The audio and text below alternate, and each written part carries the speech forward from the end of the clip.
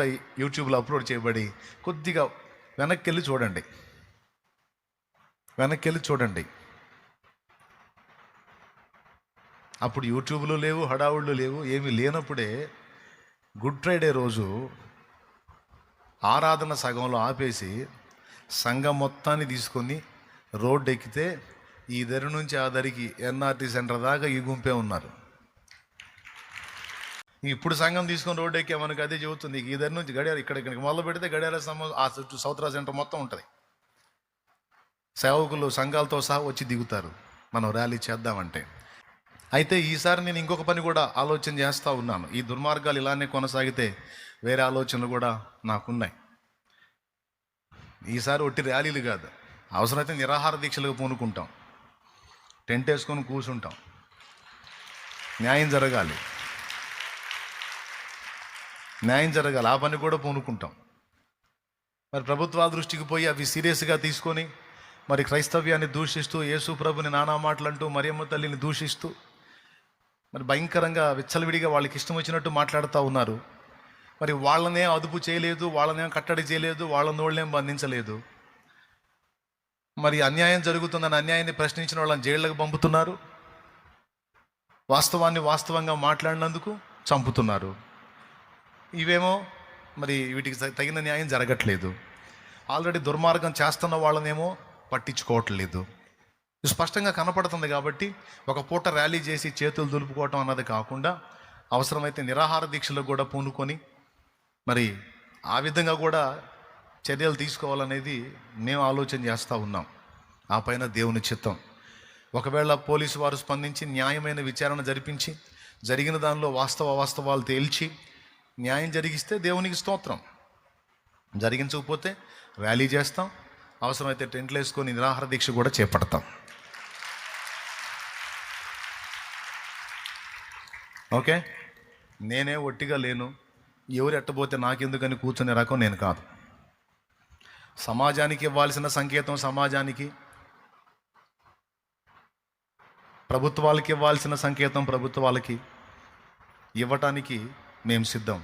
అయితే ఎందుకు సమయంలో పాటిస్తున్నామంటే రిజల్ట్ కోసం, ఆ రిపోర్ట్ కోసం మేము ఆగున్నాం. సో అది కాలయాపన జరుగుతుంది, చూద్దాం. ఈ రెండింటికంటే ముఖ్యంగా అసలు పాయింట్కి వస్తున్నా, జాగ్రత్తగా వినండి. ఇవి అవసరమే. ఇవి చేసి రోడ్డు మీదకి వచ్చి ప్రశ్నించిన వారిని నేను ప్రోత్సహిస్తున్నా, సంతోషిస్తున్నా, దేవుని మయంపరుస్తున్నా.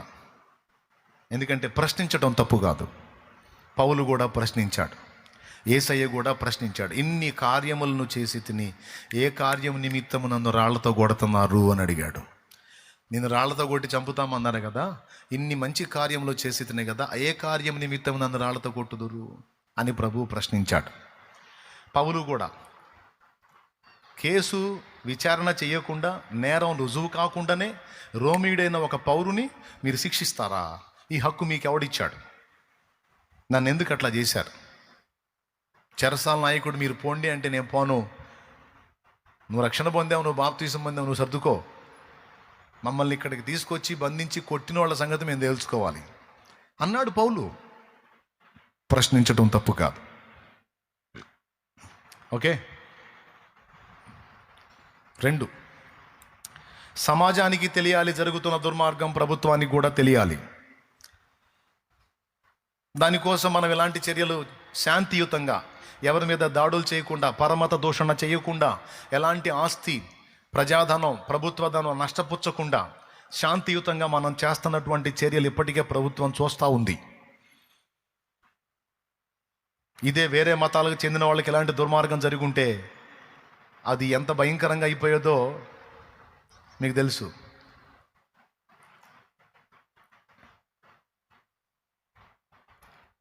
ఇది చూసారా మీరు?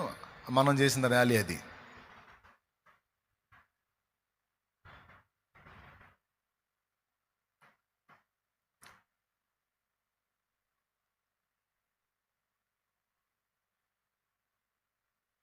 మంచి వేసవి అయినా సరే రోడ్లెక్కి బిడ్డలు కష్టపడ్డారు. అయితే ఇక్కడ పాయింట్ గమనిద్దాం. ఇప్పుడు ప్రభుత్వాలకి మనం మన మనవులు చెల్లిద్దాం, చెప్దాం, ప్రజలకు కూడా మన స్వాప చూపిద్దాం, తప్పులేదు. కానీ సమాజములో ప్రజలకు కనికరం రావాలన్నా, ప్రభుత్వాలు మన విషయంలో జోక్యం చేసుకోవాలన్నా, వాళ్లకు మొర్ర పెట్టుట మాత్రమే గాక మనం చేయాల్సిన మరొక పని ఉంది. ఈ పని ఓకే, ఇది చేయాల్సిందే. అయితే దీనికంటే శ్రేష్టముగా ఇంకొక పని ఉంది. దానినే ఈరోజు మీకు తెలియజేయబోనుకున్నాను. అదేమిటంటే విజ్ఞాపన.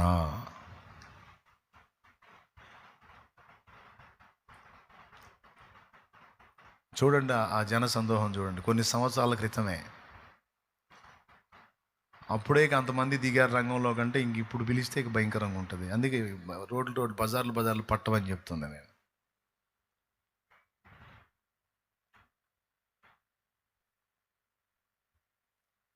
తండ్రి సన్నిధి మినిస్ట్రీస్ నుంచి కేవలం ఒక సంఘం కదిలితేనే అది ఒక్క సంఘం, మన సంఘమే అది. మళ్ళీ అన్ని సంఘాలు కలిసి రాలా. అప్పుడు నేను పేటలో అందరికీ పాంప్లెట్స్ పంపించాను, ఏ సంఘం రాలా. ఈ పని నేను చేస్తుంటే నన్ను పిచ్చోళ్ళ చూశారు. అప్పుడు అన్నారు, ఎందుకు బ్రదర్ మనకి అన్ని ప్రార్థన చేయాలి కానీ అని అన్నాను.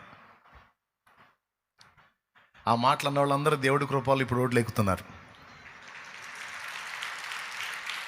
అంటే రాబోతున్న పరిస్థితులు ముందే గెస్ట్ చేసి నేను చెప్పాను, చేశాను కూడా.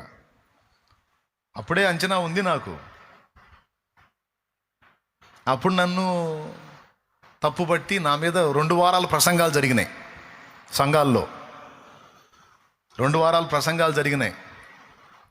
సేవకుల సెమినార్లో కూడా ప్రసంగాలు చేశారు. నేను చెవులారా విన్నా. ఒక సంఘంలో సేవకుల సెమినార్ పెట్టుకొని ఇట్లా ర్యాలీలని అదని ఇదని పిలుస్తూ ఉంటారు, వెళ్ళకూడదు మనం, అట్లాంటి వాటికి వెళ్ళొద్దని జరిగిన ప్రసంగాలు కూడా విన్నాను నేను. సరే, ఎవడొచ్చినా రాకపోయినా జరుగుతున్నటువంటి దుర్మార్గాలను బట్టి నేనైతే నాకు దేవుడిచ్చిన కృపలో నేను చేయాలనుకున్నది చేయకుండా నేను మానుకోను. సరే, పర్యావసానాలు ఏవొచ్చినా నేను అనుభవించడానికి సిద్ధంగా ఉన్నానని ఫిక్స్ అయి రోడ్డు ఎక్కా. నా వంతు ఒక పాట ద్వారానో, మాట ద్వారానో, ర్యాలీ ద్వారానో నేను చేయాల్సింది నేను చేస్తూనే ఉన్నా. అది ఆ Tata Asia Leyland, Tata Leyland, అది అశోక్ లైలాండ్. అక్కడ కూర్చున్నాడు చూడ, ఒకడు మాట్లాడుతున్నాడు, వాడే వీడు. దేవునికి స్తోత్రం కలుగును గాక. హల్లెలూయా. 2008లో ఇంత సంఘము లేదు, ఇంత పరిచర్య లేదు. నేను పిలిస్తే రోడ్డు ఎక్కుతారా ఎక్కరా అని బాధ. 2008లో ఒరిస్సాలో క్రైస్తవుల మీద దాడి జరిగింది. దాదాపు 51 మంది క్రైస్తవుల్ని దారుణంగా చంపారు. RCM నన్స్ని, రోమన్ కథోలిక్ మిషన్ నన్స్ని పాడు చేసి చంపారు. ఏడుపు వచ్చింది. సమర్పణ చేసుకున్న స్త్రీలు వాళ్ళని పాడు చేసి చంపారు. ఇళ్లలోనే తగలబెట్టేశారు. ఎందుకు?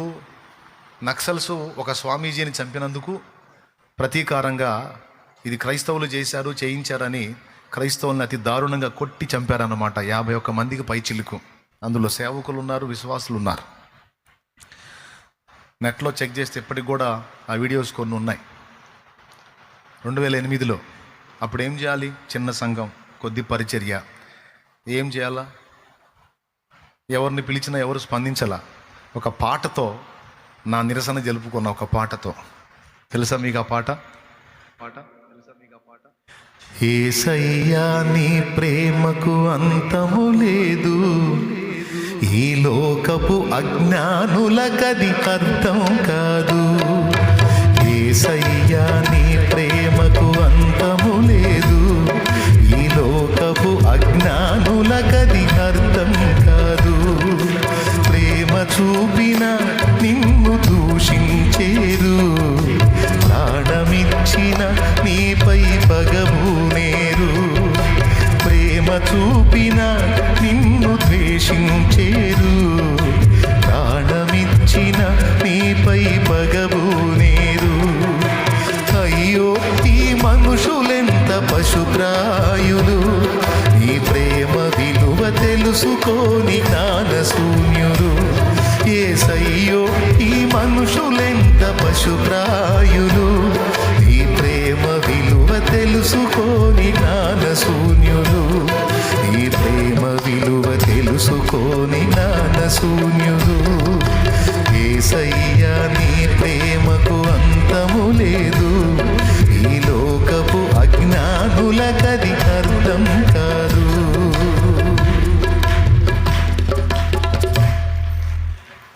చేద్దాం, నా బాధ నా పాటలో వెళ్ళబోసుకున్నా. మంచిని చూపిస్తుంటే మతమంటారు, మహిమను చేరే దారిని కనుకుంటారు. మంచిని ప్రకటిస్తుంటే మతమంటారు, మహిమను చేరే దారిని కనుకుంటారు. మార్గము తెలియక తికమక పడుతుంటారు, మార్గము తెలియక తికమక పడుతుంటారు.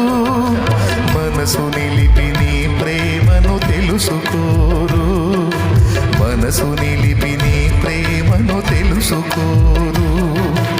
అయ్యో ఈ మనుషులెంత పశుప్రాయులు, ఈ ప్రేమ విలువ తెలుసుకోని జ్ఞానశూన్యులు. యేసయ్యో ఈ మనుషులెంత పశుప్రాయులు, ఈ ప్రేమ విలువ తెలుసుకోని జ్ఞానశూన్యులు, ఈ ప్రేమ విలువ తెలుసుకోని జ్ఞానశూన్యులు. యేసయ్యా నీ ప్రేమకు అంతము లేదు, ఈ లోకపు అజ్ఞానులకది. దేవునికి స్తోత్రం, దేవునికి స్తోత్రం. మంచిని ప్రకటిస్తుంటే మతం అంటారు. పోనీ వాళ్ళకై వాళ్ళు మహిమను తెలుసుకుంటారా అంటే మహిమను తెలుసుకునే దారి వాళ్ళకి తెలియదు. మార్గము తెలియక తికమక పడుతుంటారు. మనసు నిలిపి కొంచెం సేపు నీ గురించి ఆలోచించి నీ ప్రేమను తెలుసుకోరు. అయ్యో ఈ మనుషులెంత పశుప్రాయులు, నీ ప్రేమ విలువ తెలుసుకోని జ్ఞానశూన్యులు. ఏం చేద్దాం, నా గోడ తెల్లబోసుకున్నప్పుడు తర్వాత దేవుడు అవకాశం ఇచ్చినప్పుడు రోడ్డు ఎక్కాను. ఇప్పుడు కూడా దేవుడు కృపనిచ్చాడు, మరి నిశ్చయంగా రోడ్డు ఎక్కుతాను. అంతేకాదు అవసరమైతే టెంట్ వేసుకొని కూర్చుంటా కూడా.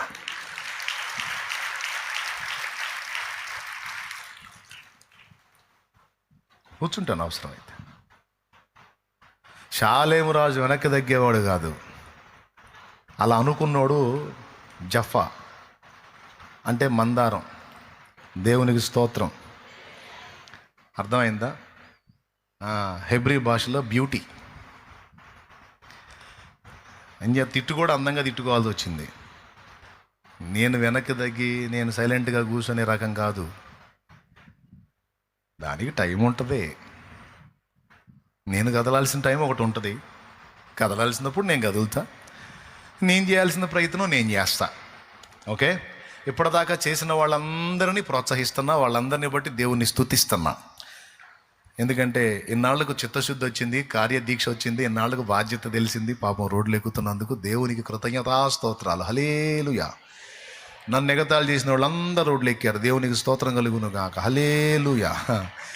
నా మీద ప్రసంగాలు చేసిన వాళ్ళందరూ రోడ్లు ఎక్కారు. హల్లెలూయా, హల్లెలూయా, స్తోత్రం. ఎక్కాలి, ఇంకా మిగిలిన వాళ్ళు కూడా ఎక్కాలి.